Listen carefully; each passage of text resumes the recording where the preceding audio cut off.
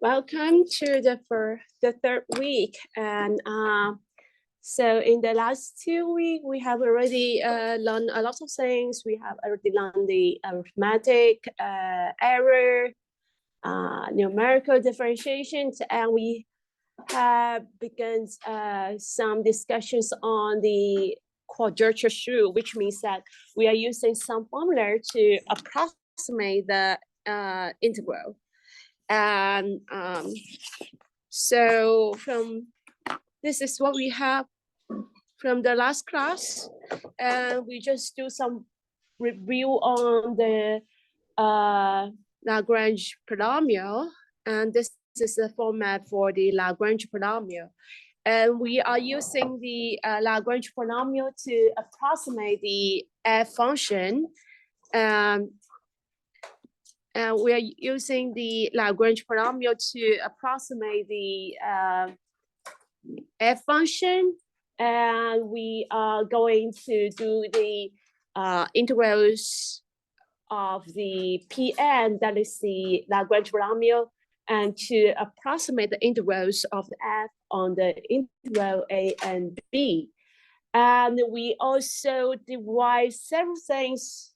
And this is the quadrature rule for the integral. And this part is the error for the integral if we use the quadrature rules to approximate the integral f. And this is the general things we have gone through, and we want to use the just one P1, that is the polynomial with degree 1, to approximate the f and to see what happened. And that is a trapezoidal rule here. Trapezoidal rule here. First of all, we got the Lagrange polynomial for the Lagrange polynomial for the f function, and that is the P with degree 1. And we just do some substitution on it, and we got this is a Lagrange polynomial with degree 1, and this is the error part. And then we are going to do such things here. So today's class, we are going to derive all the things from here. We derive the trapezoidal rules formula. So we are going to do the integration. Let me see. Here's the. So let's do the integration. We have. So here we have fx0. This is the P1 formula minus x1, x0 minus x1. And then this is the first part. And then the second part in the P1 formula is fx1 and then x minus x0, x1 minus x0 dx. The third part here is the error part, and then we also need to do the integration for this part to get the error for this integrals if we approximate with the trapezoidal rules. And so the last part should be the error part, and the error part, it looks like this.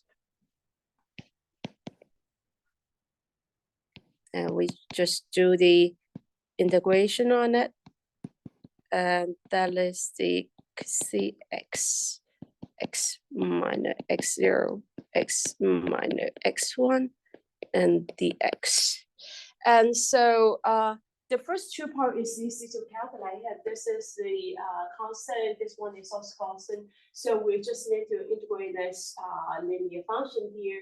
And let's say this happens to this part, constant, and this is the linear function.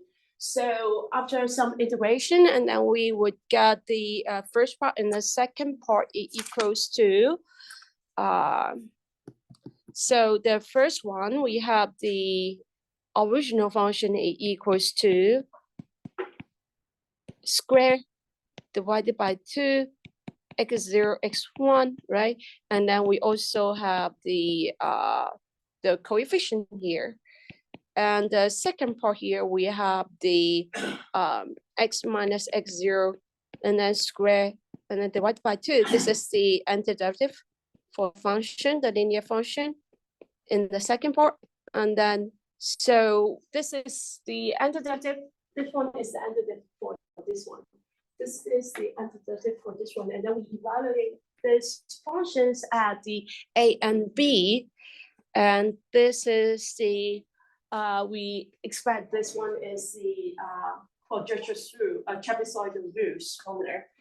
We would do the substitutions later on. And remember that we have assigned the x, let me see, we have assigned this, we have assigned this one is the x0, and then this one is the x1, the b equals to x1. So we assign the x0 equals to a, and then x1 equals to b. So here we are just doing some substitution, a equals to. So here, actually, we are doing, this one is x0, and then this one is x1. So now, and also we also need to know that the x, and also we have the x step size, the step size h equals to x1 minus x0. So, okay, this is the first part, and then the remaining part is the error part. And I am not doing anything on the error part at this moment. Let's focus on the trapezoidal rule first, the formula first. So this one should be the error part. At this moment, I'm not doing anything about it.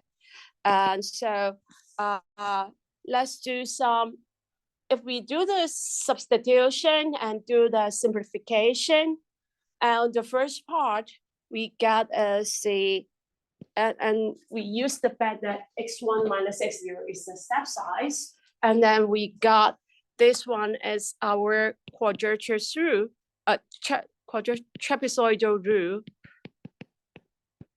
And this is something we get after the simplification, substitution.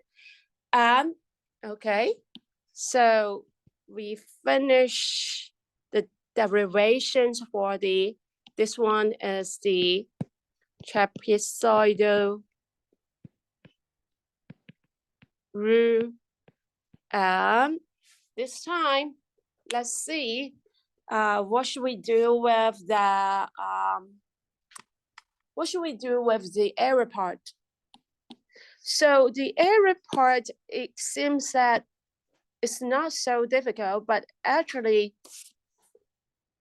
so it seems that we have a quadratic polynomial. We have x minus x0, x minus x1. It seems that we only have the polynomial of degree 2, but actually we have some things very complicated here. We have the cosec x. This one cosec x is also a function of the x. So it's difficult to do the integrations directly. And we are going to use some very useful theorem to estimate this term. So this theorem is this one. You don't need to copy them, everything, because I will post the notes. So this is something similar what you have learned in the calculus class, but this is the advanced version. You have already learned the mean value theorem for the intervals, but here we have the weighted mean value theorem. So here is his saying, it is saying, if I have a continuous function f on the interval, and then the Riemann integrals G exists on the interval A and B. And also we have one restrictions on the Gx. The Gx, it does not change its size on the interval A and B, which means that it's either non-negative or it's either non-positive. And it does not change its size over this interval. Then there is this number C in the interval A and B, and we can take this fx out and then write it as C, and then on the right is the rest of all is just the interval of the G. This is one theorem can help us to estimate the error time. And if you let the Gx here equals to 1, the constant 1, and then you will see this function, this theorem will become the basic version of the mean value theorem you learned in the calculus class. And this is a, so in the calculus class, you have already learned this. This is the interval, and then if this is the function fx is the is a continuous one, and then it equals to fc times the interval's length, which means that if we take a look at this picture here, which means that if we do some integrations on this interval, and then this is the continuous function set, and it equals to some points over this interval A and B, and then okay, there is this such a C here, and then we choose this value, and this is the FC, and this rectangle area, it equals to the area represented by that integral fx, the integral fx over A and B. So this is the basic mean value theorem, but here we have the weighted mean value theorem, and then we say this is the weight function here. The Gx is the weight function here. And so let's go back to, so I would copy this to here. We have AB fx, and then Gx. Gx is integral, Riemann integrals on the A and B, and then it equals to the Fe value at some points. There is such a point on the interval. So C for some C for a C. So for some C on the interval A and B. And so this is the mean value weighted mean value theorem. So let's go back to what we have in the error time here. So let's say this is our G function. Let me see. Am I right here? Yeah, no, this is our F function here.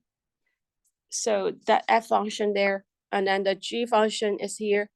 And let's see what happens. So the G function, does it change the size over the interval x0 to x1? So let's see.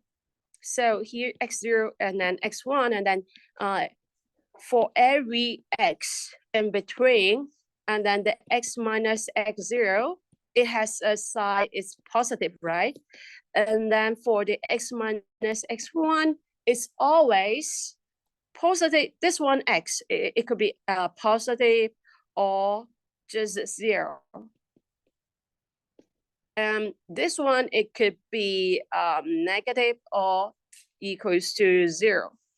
So which means that this product, and it is always smaller than or equals to 0 on this interval, which means that this G function, this is the G function, this G function does not change the size over this interval, so that we can use the weighted mean value theorem here. which means that there is a C on the interval x0, x1, such that we can just extract this part to outside the integrals. So now we got, there is this, so there is this, cos C0, let us just say cos C, this is a constant, a fixed point on the x0, x1, and the area it equals to this. I'm copying some things down here. This one equals to 2 factorials and then f second derivative cos C, and then this time this one, the cos C x is a function, and then but this one, the cos C, it represents a fixed point on the interval x0, x1, and that is from the weighted mean value theorem. And so now, what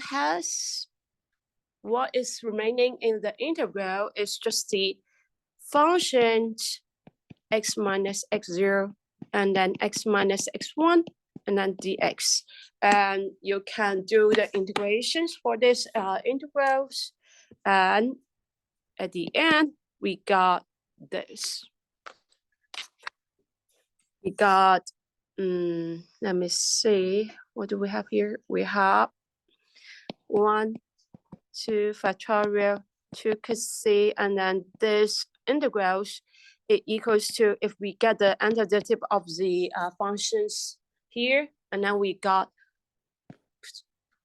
cubic, and then x1 plus x0 divided by 2 x squared, and then this is just some basic calculations here, and then evaluate at x1 and x0. And at the end of the day, and we again making use of that information, the step size is x1 minus x0. And we do some substitution and simplifications for this term, and we got this. We got the error term here as the negative h cubic, and then 12 f second derivative evaluate at cos C. And this is the error term for that trapezoidal rule. So now let me just copy them, these things, all the analysis back to the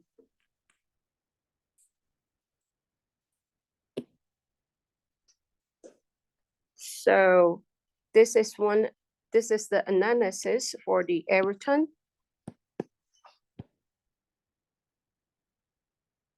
And so at the end, we got this. So this is the error term minus h cubic 12, and then second derivative evaluate at cos C. And this is the big picture.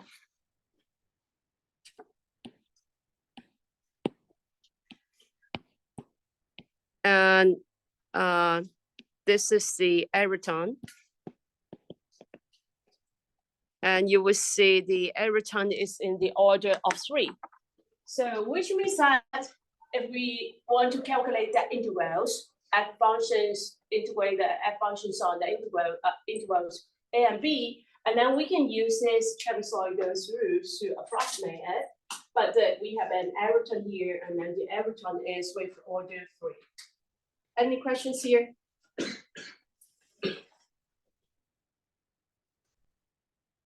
So last time we just used in the last 2 weeks, we used some iterations to get the formula, but we don't have the error term. But this time we formally use the Lagrange polynomial to approximate the function and then do the integration, and then we got the trapezoidal rules and also the error term.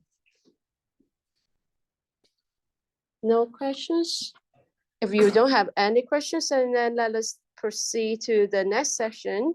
And one more interesting fact is that, so if you substitute, so let's say now you have, let me just skip this one because we would use this one later on. And so now, if you want to calculate, if this is a function f, okay, and then you use this trapezoidal rule and any constant function, let's say this is this one function, fx equals to 1. So what is your error term here? 0, right? Because the second derivative of the 1 is 0, right? And then let's say if you have the fx equals to x, and then once again, if you want to use the trapezoidal rule to calculate the integral, and then what's the error term here? It's 0 again, right? Okay. Let's say fx equals to x squared, and this time, if this one is a second degree polynomial, and then do we have a 0 error over there? No. So we have one conclusion here. So if we have, so this trapezoidal rule is exact. We don't have any error for any polynomial of degree 1 or less. And this is the one conclusion here. And for the polynomials of degree 1 or less than the degree 1, and then we get the exact results with this trapezoidal rule. And this is some things we want to mention here. This is the trapezoidal rule, and this is the most basic versions of the quadrature rule. And so next, we are going to take a look. So here we have made use of 2 points, x0 and x1 is basically it's just 2 endpoints. And now we are going to use one middle point on the interval as well, and to get some quadrature rule to calculate the integral. And so the next part is about the Simpson rule. And the Simpson rule is, so let's recall what we have do in the trapezoidal rule. And then we have 2 points, and then we get the polynomials, interpolating polynomial with 2 points, and then integrate that polynomials, and then we got the trapezoidal rules.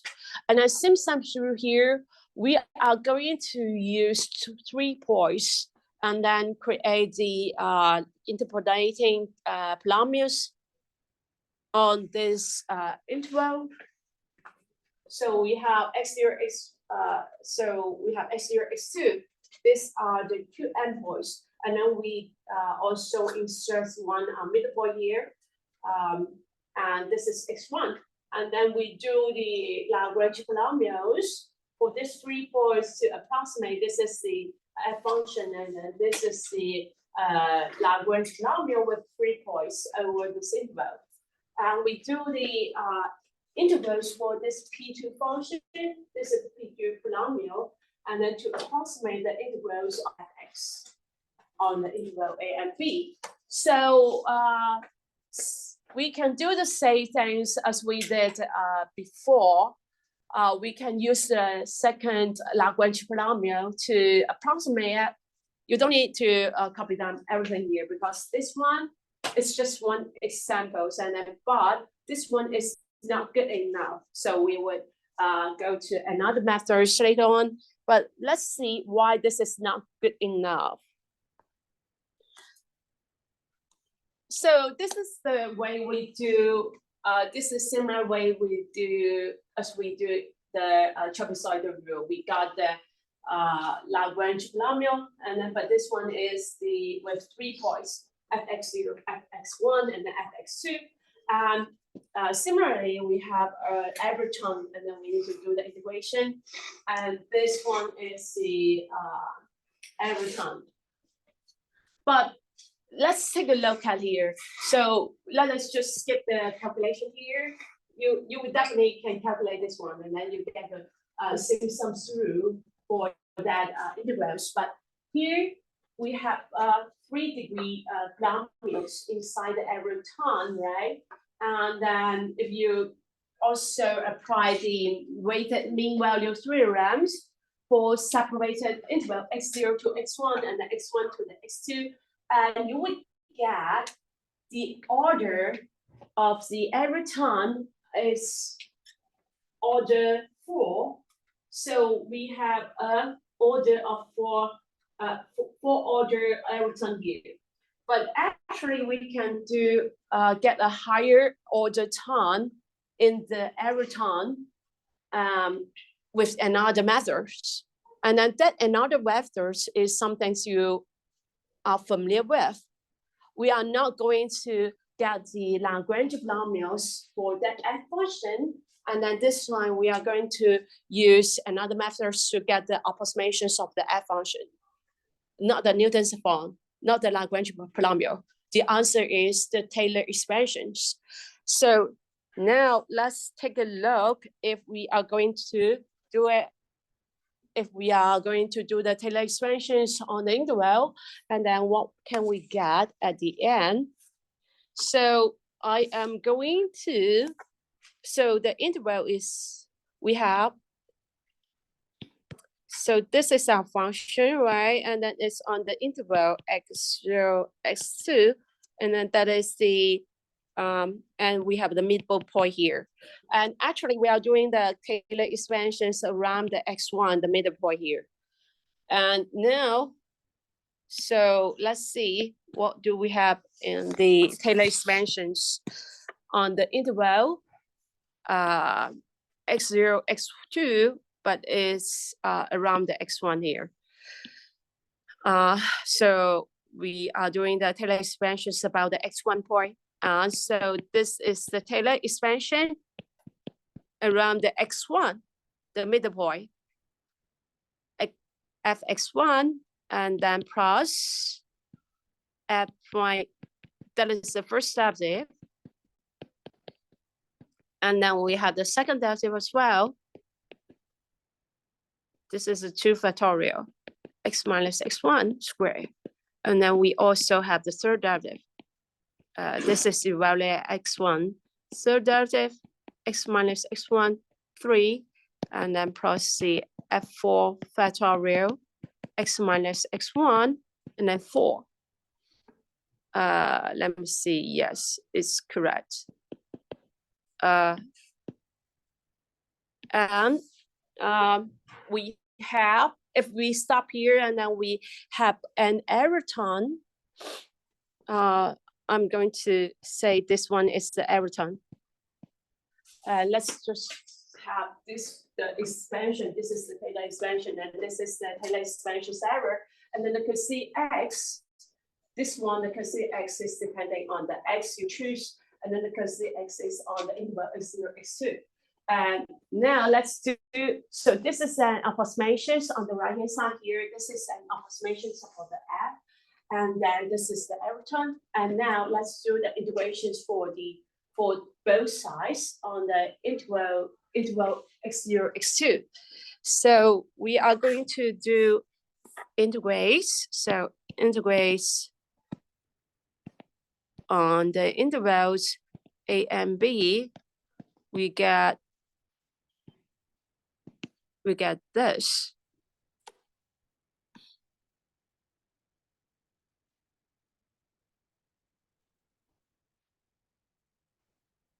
We get this, integrating on the interval x0, x2, fx dx.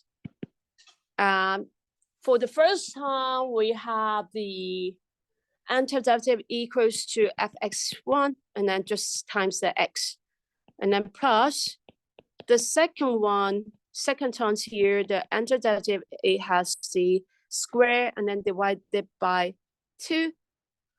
And then the third terms here we have corresponding to the second derivative, and then the second term here And then we have the antiderivative equals to, it's a cubic polynomial, x minus x1 cubic. And then this time we have at the denominator, we have 6 because we have cubic here. And then so the denominator should be a 3 here and then times the 2 and then times the 6. And so, and what about the third derivative term? And then the third derivative term there, and then we have the antiderivative, it should be in a fourth order. And fourth order, and we got this. This is the constant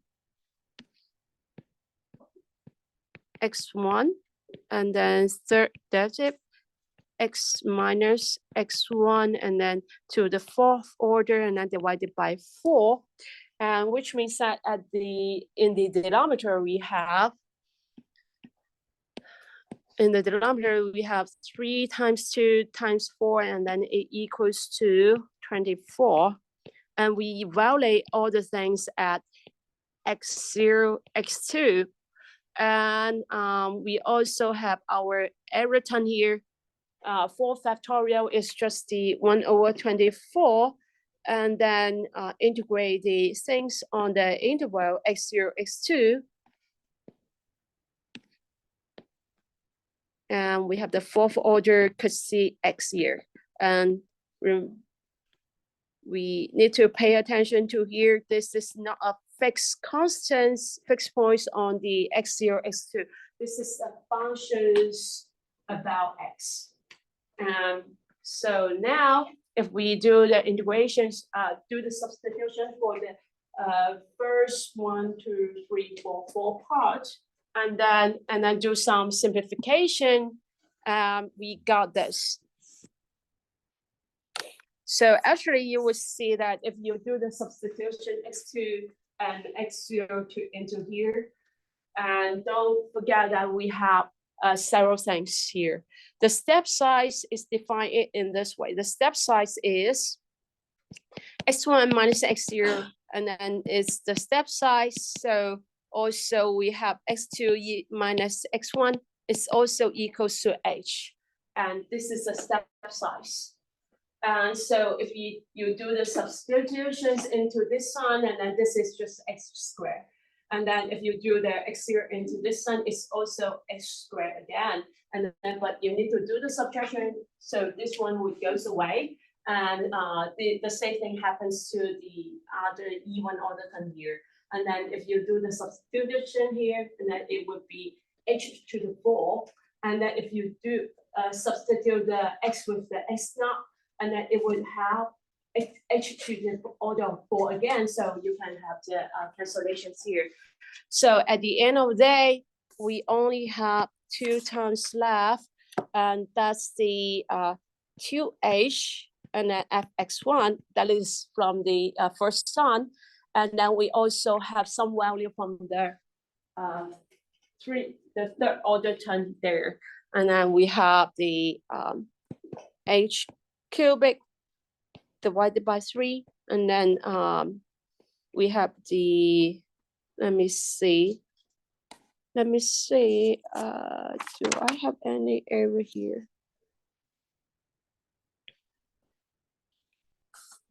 Okay, so this is the second derivative, yes, correct. So after some simplification, we only have 2 terms here, fx1 and then f1, the second derivative evaluate at x1, and then with order 3 here. And also we still have 1 error term there, and then we need to analyze that error term. So this error term, let's just keep the error term here.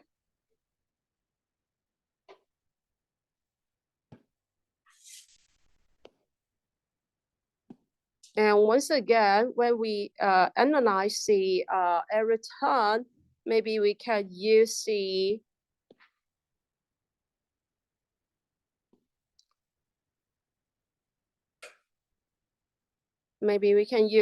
weighted mean value theorem here. Let me just copy them here. So we have 24, and then integrate this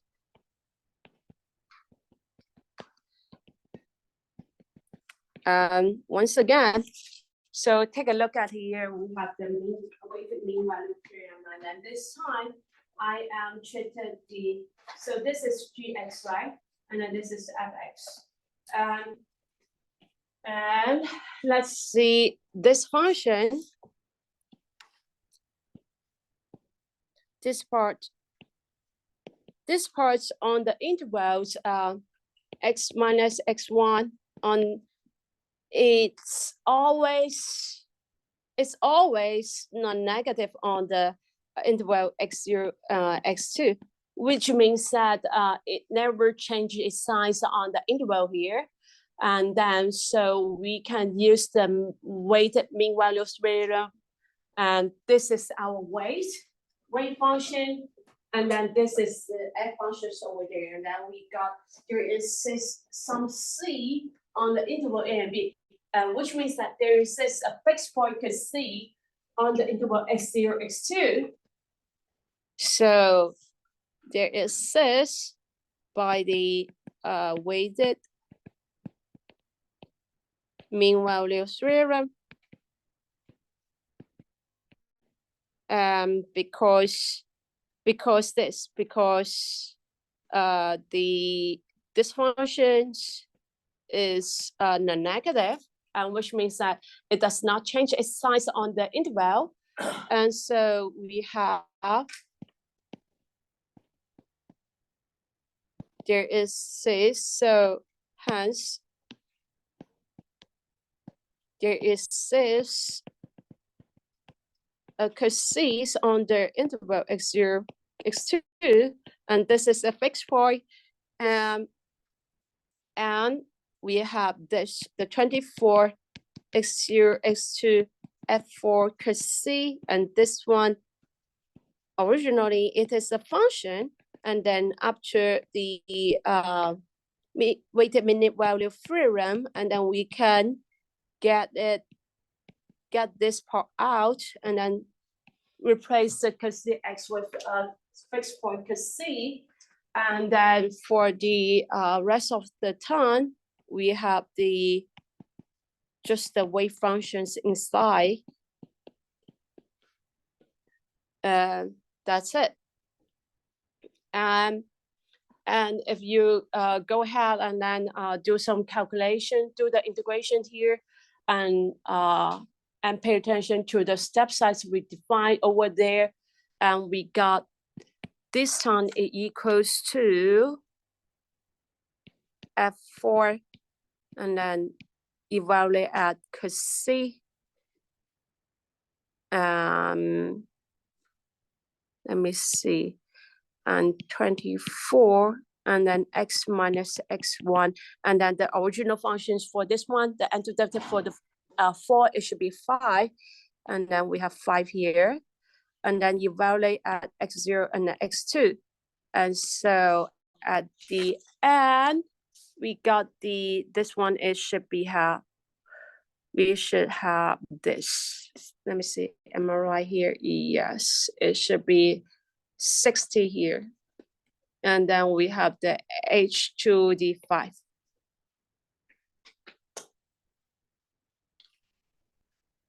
Should I do any simplification here? 24 and then h5. Let me see. x2 is x2. It should be h5 and then h5. Yes, because we have some minus signs here. So that is 60, 120, and then in the numerator we have 2, so here is 60. And so at the end, we can conclude below. So now we have already got the Eryton, and then we also got the quadrature through fx0 x2. This is the interval, and then it equals to 2h fx1, and then h cubic 3, and then second derivative x1, And then we also have the Everton here. This time you will see this order on the Everton is in the order of 5, right? It's one order more than what we derive from the Lagrange polynomial. The Lagrange polynomial, if you use Lagrange polynomial at the very beginning, and then you would just get a 4th order. But here, if you use the Taylor expansion, you get 5 order. But wait a moment.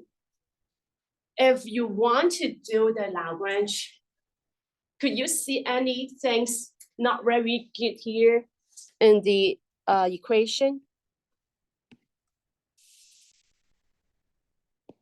So I'm saying we can use this formula to approximate the integral. And then this part is our error. And if you compare to the some things you derive from the Lagrange polynomial, and then you will see that this one is just the f function evaluated at the x1, right? And then you are expecting that you are still using some very raw data, you not second derivative, first derivative data to calculate the integral, but we have a second derivative here. So what should we do with this part? We have second derivative, but you have learned this in the last class. When we do the Richardson's extrapolations, we use the we do the Taylor expansions, and then we do the Taylor expansion for the fx0 plus h, and then we do the Taylor expansion for this one as well. We with the Taylor expansions, and then we get the center difference formula, and then we do the Richardson's. We also get this, and then we also, when you do the subtraction, and then you would get the center difference formula. And then we also do this. We add 2 Taylor expansions together, and then do some subtraction, cancellation, and then we get, last class we have the second derivative approximation formula, and it should be this fx0, and then minus fx1, and then plus the fx2. This is some things we learned last class. And you can go back to that lecture notes. And then the Everton here, it should be the H2, and then 12 F4th order C2. And then that is another C on the interval. And it should be on the interval x0, x2. So now let's take a look at here. If you forget this, let's go back to what we learned last class. So it should be here on the. So last time we have drew the Taylor expansions for this these 2 point, and then do the subtractions, and then we got the this is the center difference formula, but it is approximating the first derivative. But we also do is another thing. This is the subtractions, and then we also do the additions between these 2 Taylor expansion, and then we got this, and then this is the second derivative approximations formula, and then with this Everton here. Because of this, and if you substitute the this one with this one, it should be the x. This one is the x0 in our examples today's example, and this is the x2, I believe, and then this is the x1 for today's example. So This is where we talk about the second derivative approximation. So today we are going to use this formula to change some things we don't want into some things that is some things we want, some basic raw data, not the second derivative data. So I'm going to use the formulas, what we derived from the last class. So that's the things, the second derivative. So h cubic 3, and then I'm going to replace these terms, and it should be 1 over h squared, and then fx0, and then minus the 2fx1, and then plus the fx2. And what is the error term here? We should be careful about the error term.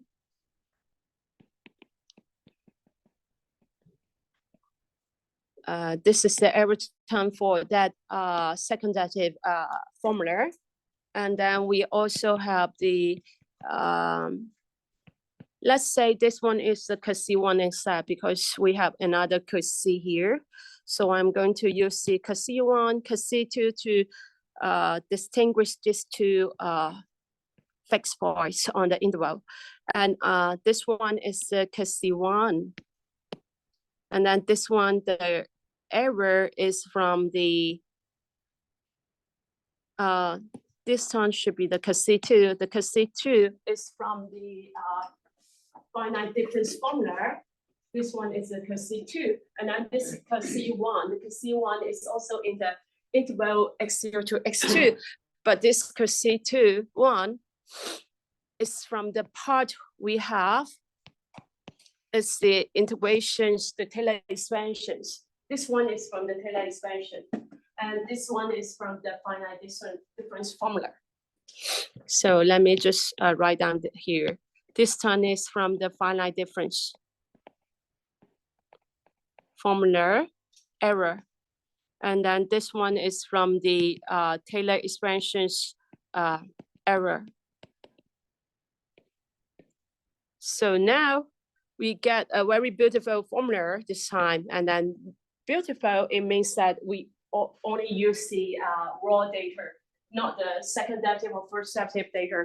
And we are happy with this formula because it is just some data, raw data. And so at the end, we got this H3, and then you do some addition and simplification here, and then do the sum, and then we got this. This is the Simpson-Through formula. And we only use the raw data, and we don't have any second derivative, first derivative data in the formula. And this is our error term.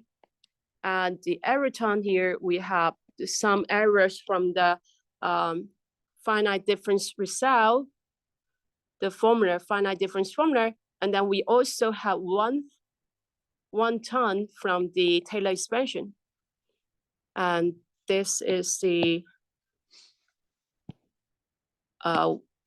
other error term is from the Cassey1, and then this error term is from the Taylor expansion.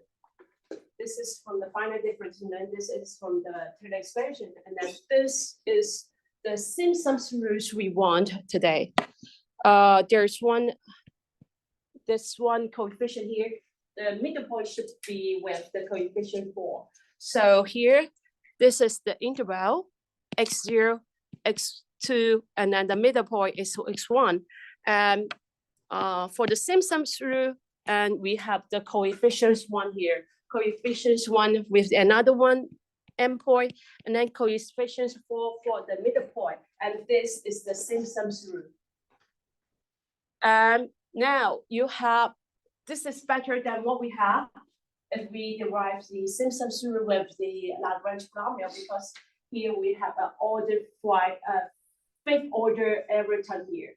But one more question is that, okay, this is a constant, this is very beautiful, but this is the 5th order error term.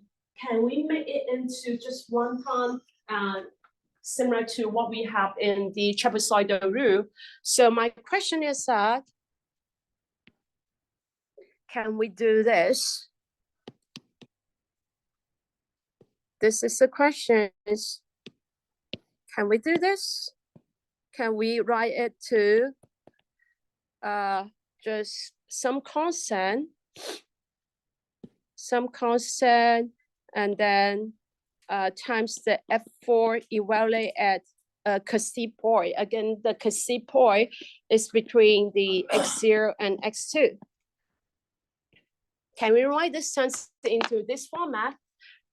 H to the order 5, and then a constant times the F4. This is the fourth derivative, and then evaluated at 1 point, not 2 points here.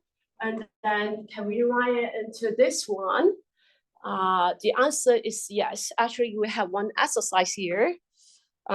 This is the exercise questions. Let me see. So I'm going to write down these questions because now you already know this. You already know the integrations formula. So we already know we can write this Simpson's rule into this format, right? And then what you want to calculate, and so what we want is to write this term into the fourth order term, fourth derivative, and then evaluate at 1 c point, and then with the constant c. So if we can write it into this format, what does it mean? It means that if we substitute the 1 into fx equals 1, right? And then it should be the exact formula, and then this error term should go to 0, right? And if we substitute the x and then x2 and all the way to x3,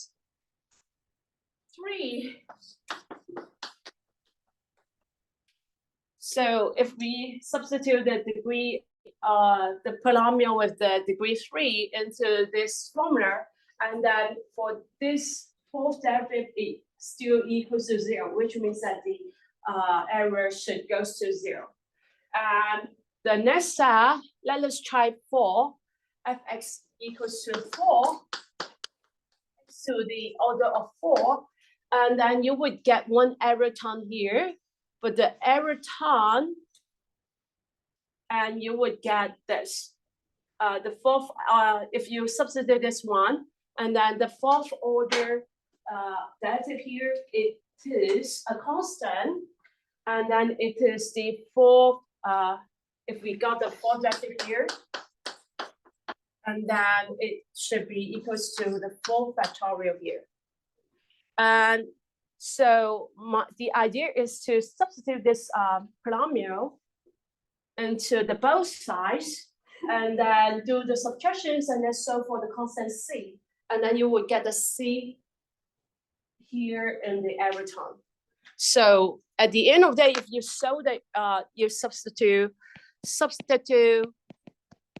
the fx equals to the x to the order 4 to such a polynomial, such formula, and then you would get this at the end. And then you would get a very nice formula, and then that's the 4fx1, and then this is a Simpson's rule, but you would get the error term, and then the error term, we just have one could see in the error term, and then the coefficients is 1 over 90, and then the fourth order, the fourth derivative evaluate at c, and then the c is on the interval x0 and then x2.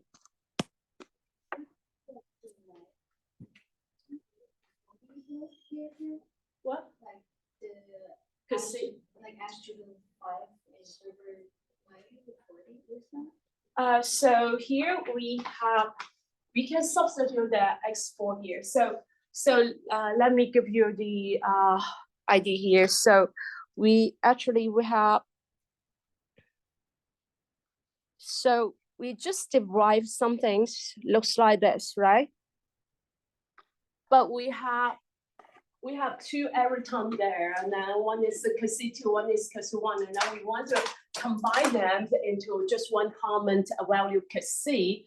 And then actually we have one exercise to help us to get that common C value, and we can derive the Simpson through here, and then we know that we need to make use of the fx0 term and the fx1 term, fx2 term. And then if the error term is just one with one common C, right? And then we can write it into this way. And so as we see that if we substitute the fx equals to a constant polynomial, and then the polynomial, that formula would be exact.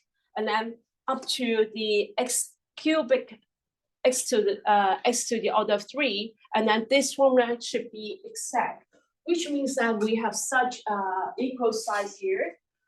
If we substitute the x equals to fx equals to 1, and then we have on the right hand side, it should be a0 times 1, a1 times 1, and then a2 times 1, and then we don't have any error here because fx equals 1, and then take the fourth derivative, and then it's equals to 0, right? And then for we can do all the other substitution here. Fx equals to x, fx equals to x squared, fx equals to the x cubic, and then we should have exact value here. So this is x0 to this cubic. This is x1 cubic, and this should be x2 cubic. And this should be some exact formula because up to the x cubic, and then take the fourth derivative, and then we have the error term is 0, right? And then you can solve for the a0, a1, a2 with this equation here. And then at the end of the day, and then the a0, a1, a2 is actually h over 3. And then this is 4h over 3. And then this is h over 3 again. And if we want to calculate the error term here, and then you can apply this formula, apply the formula here with the fx equals to x4, which means that on the right hand side, this time you have integrals. On the left hand side, you have the integrals x to the order 4 dx. And then, but now you have a0 value, a1 value, a2 value.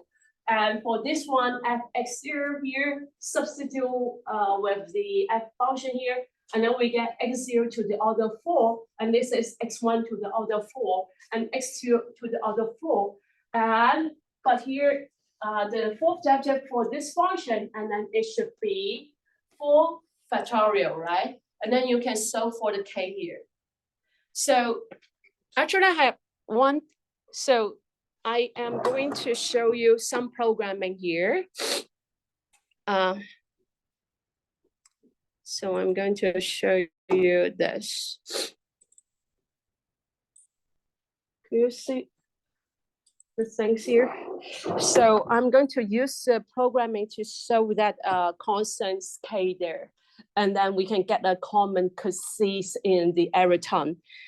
So we have, so first of all, let's define some symbols here. I think we need import. I'm so sorry to interrupt class. Is there a pair of headphones around the coding? The coding? Headphones on the. Oh, there? You can just go ahead. Yes. Okay. Thank you. So let me maximize it a little bit. Some simple import.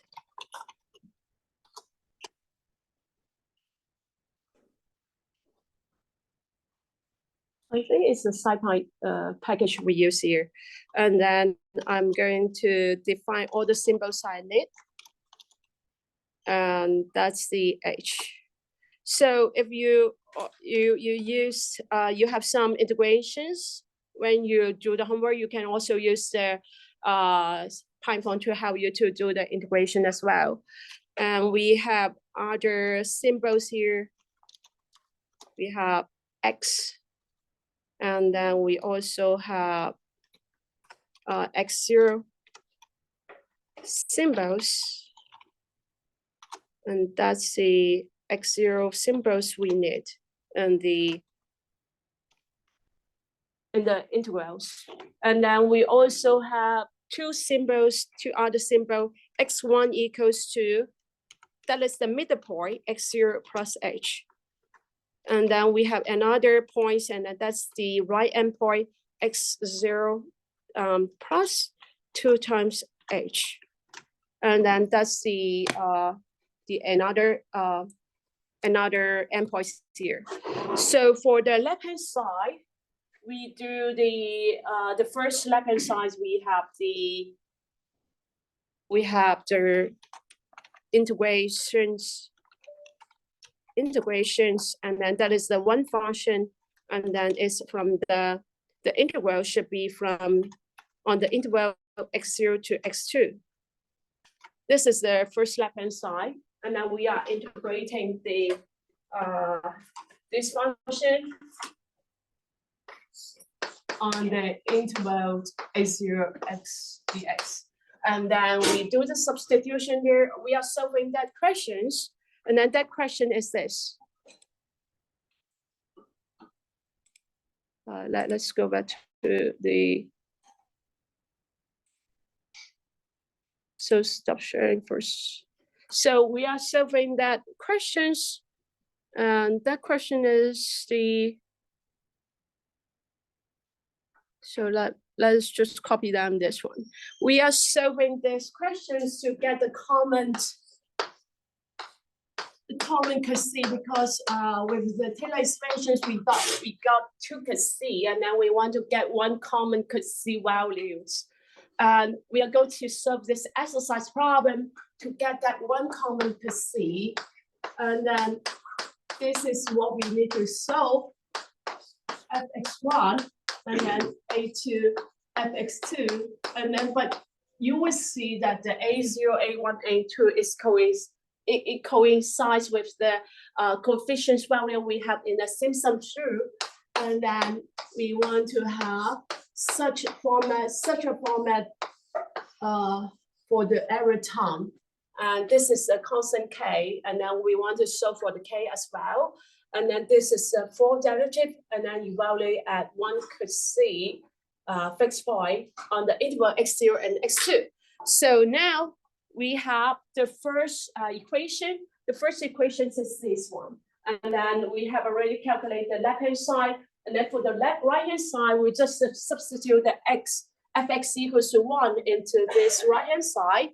And so let's go back to what we have in the coding. And then in the coding on the right-hand side, we should have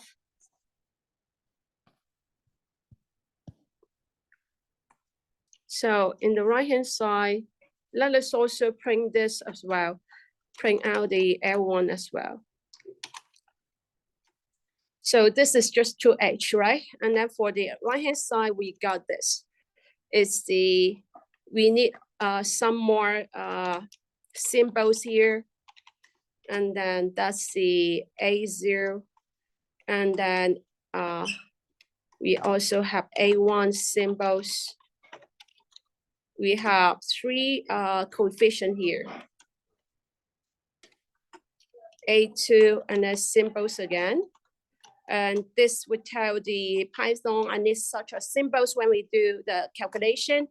And the next part is going to define the R1.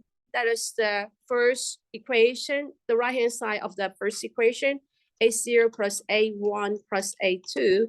And that's because if we substitute the fx equals to 1 and to the right hand side, and then we got a0 plus a1 plus a2, and then for the fourth derivative of the function 1, and then this term would disappear, so this one is 0. So on the right hand side, we only have a0, a1, and then a2, and we would do the other things, the rest of the other things here, and then for the left hand side, the second equation of the left hand side, it should be the integration x, and then on the interval x0 and then x2, and this is the left hand side. So I'm integrating the x here, and then that is the left hand side. And then if I substitute the x, fx equals to x on the right hand side, and then I got, and then the right hand side should be a0 times the x0, and then plus the a1 times the x1, and then we have also a2 times the x2, right? And this is the right hand side, the second right hand side, right? It's difficult to solve that equations if you do it by hand, so let us just use the computer. And so I'm going to do some copy and paste here, and then we have this. So after the fx equals to x, and then we do the substitution for the x squared, which means that I have h squared, and then h squared,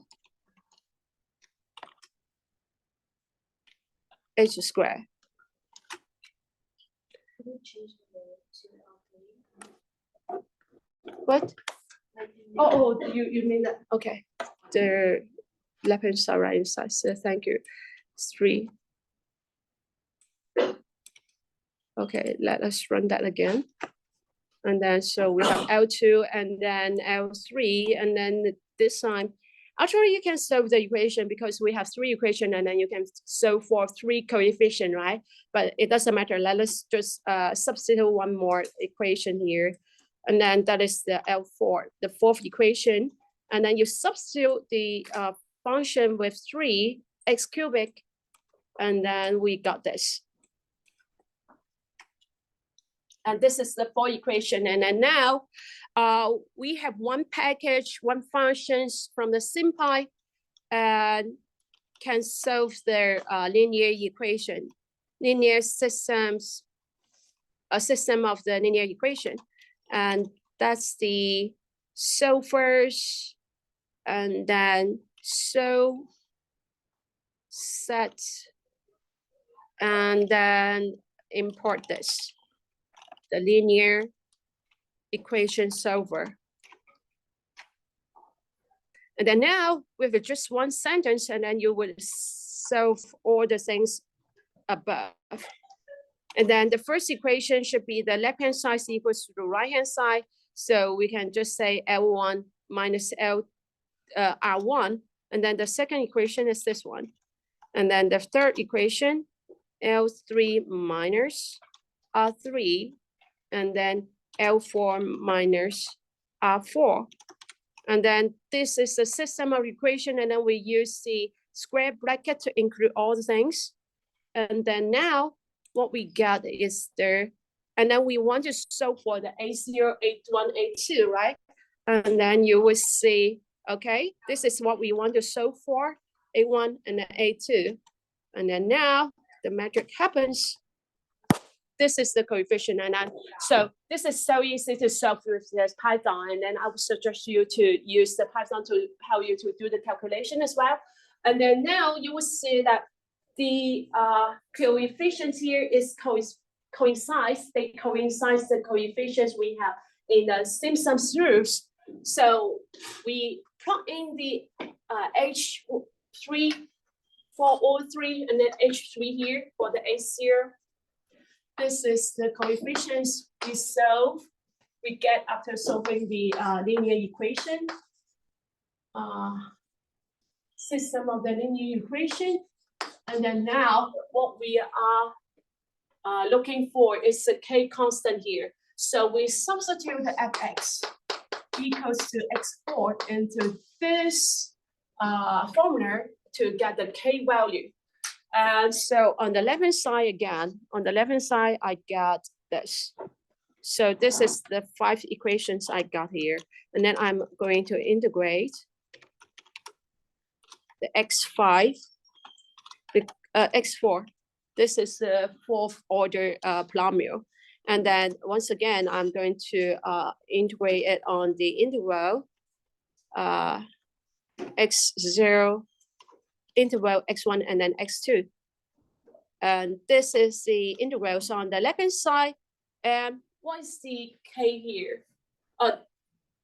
The K here, it should be equals to the K equals to the left-hand side 5, and then minus such things, right? Such a things, and then divided by the F4 here. And then the F4 again, this derivative equals to, if the F function equals to x4, and then this derivative equals to the 4 factorial, and then which means that 4 times 3 times 2, and then that's the 24. So the K equals to such a things, and then the left-hand side minus the right-hand side formula, and then that's the times x0, and then to the cubic, to the 4th order, and then plus the 4 times h over 3, and then times the x1 4th order, and then plus the h over 3, and then times the x2, and to the 4th order. And then divided by 24 because we have a coefficient here. And let's print out the K here, and then you will get such a value. Oh, I think I need to do some simplification here. Actually, it should work here, and then let us do some simplification. Simplify. So when you get some very frustrating value, and then you can do some simplification and get it. We got it. So when you get a long expression, and then maybe you can apply the simplify, and then you will get a very nice result. So that's what we have at the end. So that's our sim-sum through. Stop sharing here. And that's what we have for the sim-sum through. We have the this is the sim-sum through formula, and then this is our error time. And then we only have one common C value here in the error time, and then this is very nice. And this is this class, and then I promise you that I would do a review for the past 2 weeks material, but today we don't have time, so I'll post the review online, and maybe we can do a brief review on Thursday as well. And see you. If you have any questions, then you can come here.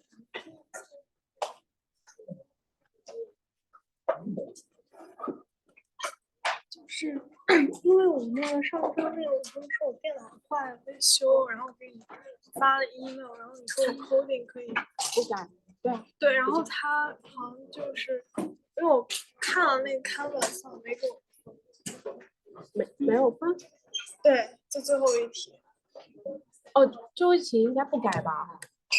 改了，因为他改了。对，因为你不是说可以那我帮你看那个东西，我帮你看吧。然后我想问，这次的作业它是